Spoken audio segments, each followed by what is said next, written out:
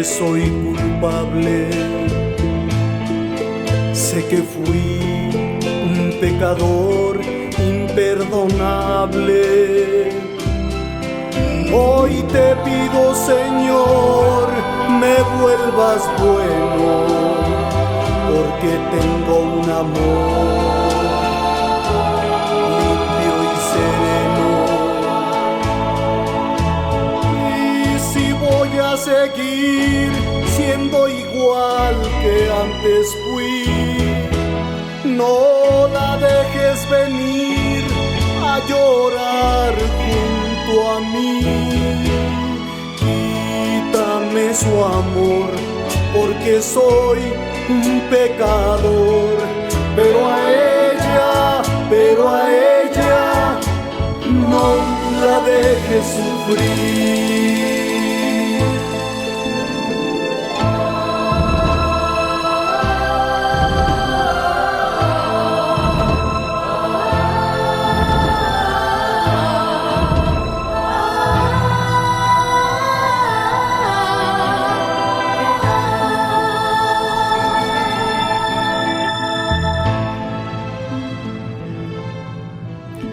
De lo malo de ayer, hoy me arrepiento.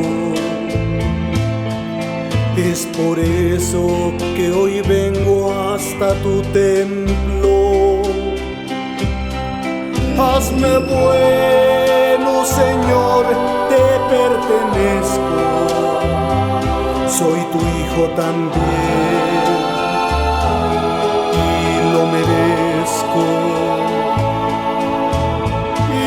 Si voy a seguir siendo igual que antes fui, no la dejes venir a llorar junto a mí. Quítame su amor, porque soy un pecador. Pero a ella no la dejes sufrir. No la dejes sufrir, no la dejes sufrir.